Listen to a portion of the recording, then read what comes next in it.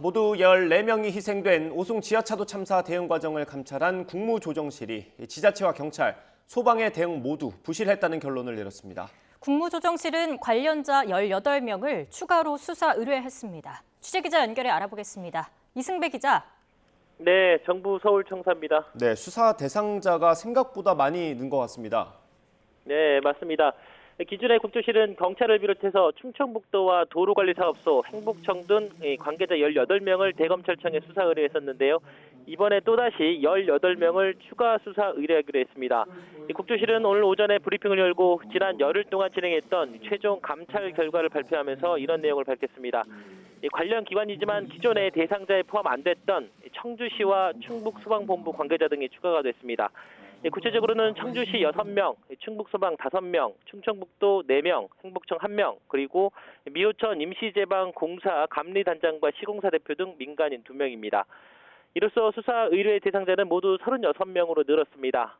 국조실은 이와 별도로 과실이 확인된 5개 기관 공직자 63명을 소속 기관에 통보해 징계 조치할 예정이라고도 말했습니다. 국조실은 또 기관별로 지휘감독 책임이 있는 관리자에 대해 직위 해제 등 인사 조치도 추진할 계획이라고 덧붙였습니다.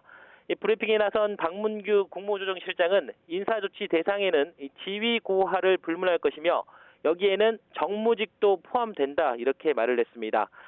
국조실은 감찰 조사 결과를 토대로 이번 오송 지하차도 참사 원인을 이렇게 규정을 했습니다.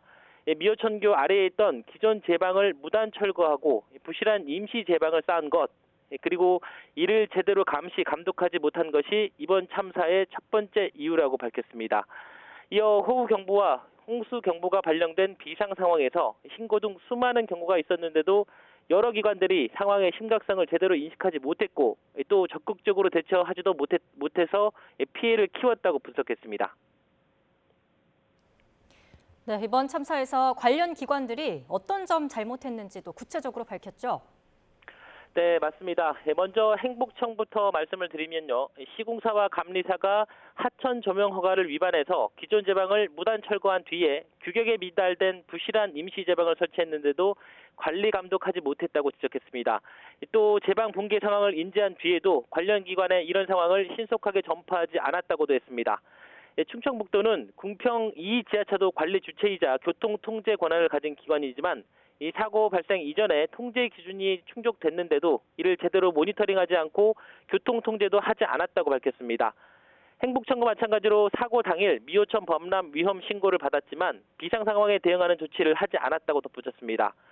충북경찰청은 사고 당일 2번에 걸쳐서 미호천교 범람과 궁평 지하차도 통제 관련 112 신고를 접수했지만 실제 현장에 출동하지 않았고 또 마치 출동한 것으로 112 신고 시스템에 입력해서 종결 처리한 사실이 확인됐다고 설명했습니다. 청주시는 미호강 범람 위기 상황을 현장 감리단장과 행복청, 경찰청 등으로부터 10번이나 신고를 받고도 아무런 조치 없이 방치했다고 말했습니다.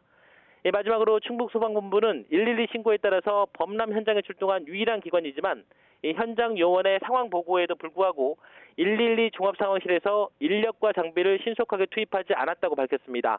또 사고 전날 오후에 미호천교 공사 현장 임시 제방 관련한 119 신고를 접수하고도 유관기관에 전파하지 않은 것도 지적했습니다. 지금까지 정부 서울청사에서 YTN 이승배입니다.